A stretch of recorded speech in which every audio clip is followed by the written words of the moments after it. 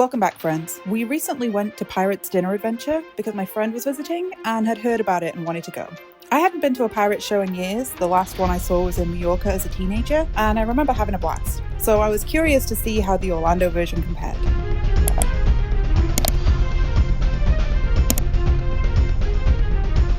We found a deal online for Pirates Dinner Adventure on their website. With the coupon code, we got 25% off, free parking, a free flag, and no handling fee. Altogether, it came out to about $55 a person. Not bad for dinner and a show. I've also seen Groupons for the Pirates show, but the deal on the website worked out cheaper at the time we went. We got to the show about 30 minutes early, and that seemed to be a good time to get there on a Tuesday.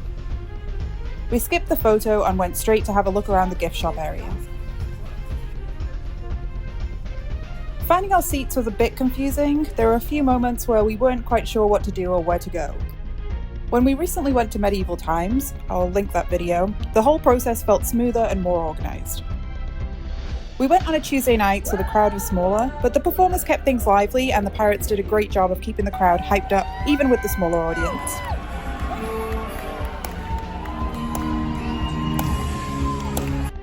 The service was friendly, though there was one detail that stood out. Since there were 4 of us, we were given 2 pitchers for drinks to share, with a choice between water, Pepsi, and Diet Pepsi. So we had to do a little group negotiation to decide which drinks to go with.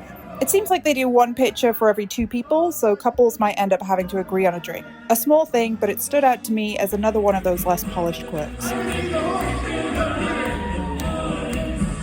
Once we got settled, the show began. It was loud, bright, and full of action from the start. The story wasn't particularly easy to follow, and the microphones were a little muffled at times, but it didn't matter too much. Everyone on stage was throwing themselves into it, and it was hard not to get swept up.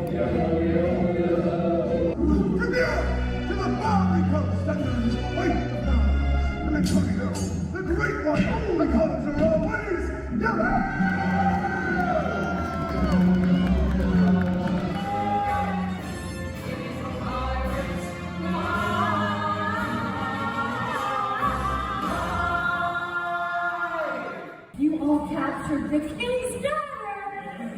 Well done, lads! The captain's gonna want to celebrate. Oh, you reckon you'll break up a 1,000-year-old robber? As for the food, it was fine. We started with a surprisingly good Caesar salad. The main course was chicken, potatoes, and vegetables. The potatoes were delicious, the chicken was fine, and the veggies were not very good. We didn't really go for the food though. Dessert was a brownie and it hit the spot. They do offer upgraded meal options for an extra cost, but we just went with the standard one that came with the ticket. The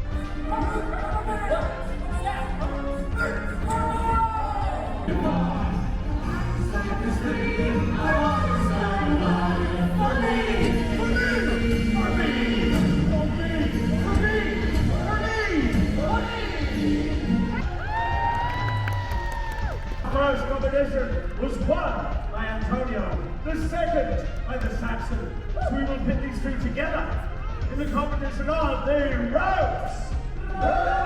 And for this one, I'm going to split into 2 crews. The green, red, and yellow crew, you now cheer as one. For the port side, let me hear you, port side.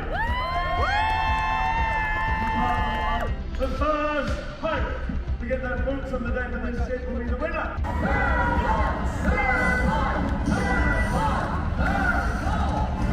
That's your eye.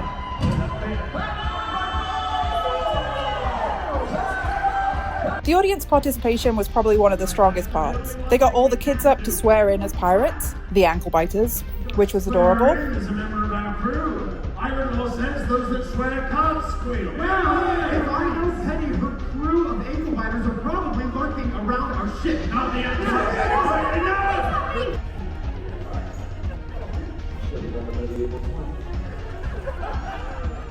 Swear to me, a good pirate, and to eat all of my vegetables. All of my vegetables. So help me. So help me. Good! You're all now official pirates! The gate! Get rid of this lot off the ship, would you? They won't say a word to anyone if they know what's good for them. Then there were little games and challenges for adults too.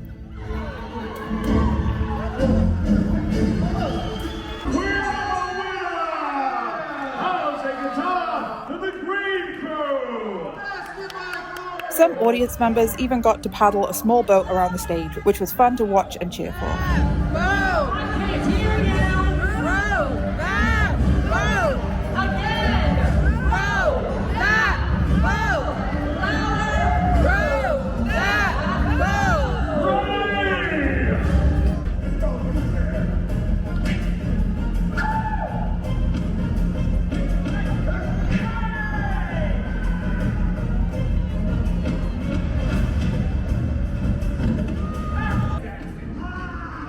The show itself had all the swashbuckling you'd expect. Sword fights, rope swinging, singing, and while some of it felt a bit campy, there were a few moments that really stood out.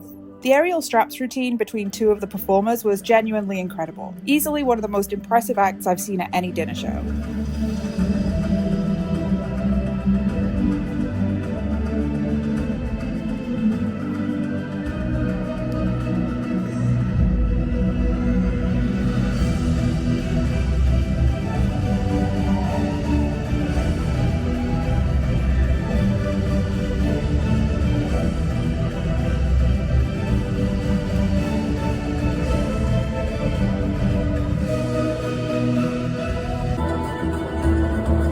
Oh my god!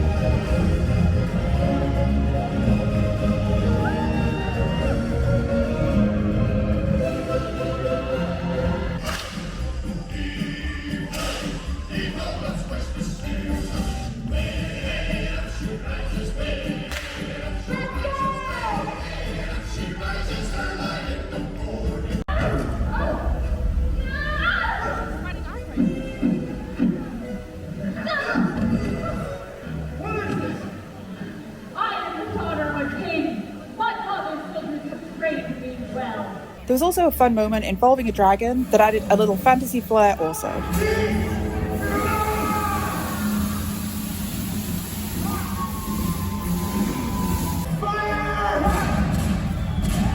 Ladies and gentlemen, give it up for the true heroes this evening, your children! That's Sebastian Black. Ahoy, the mermaids in the bay. We drop the gold, she's on her way.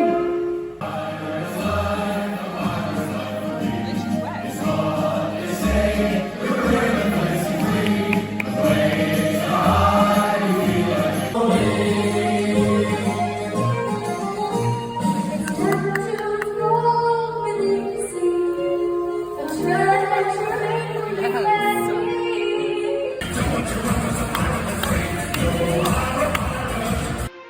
Overall, we had a fun night. Pirates Dinner Adventure might not have the same polish as Medieval Times, but it has its own charm. A little less structured, a little more interactive, and still a good time. Medieval Times feels like a well-oiled machine. Smooth transitions, clear storytelling, and incredible trained horses. Pirates, on the other hand, leans more into the playful side of things. There's a lot of audience involvement, campy humour, and a fun theme. If you're choosing between the two, it probably depends on what kind of night you're looking for. If you want something grand and polished, Medieval Times is the way to go. But if you want something chaotic and scrappy with more participation and you love the theme, Pirates Dinner Adventure might be a good pick.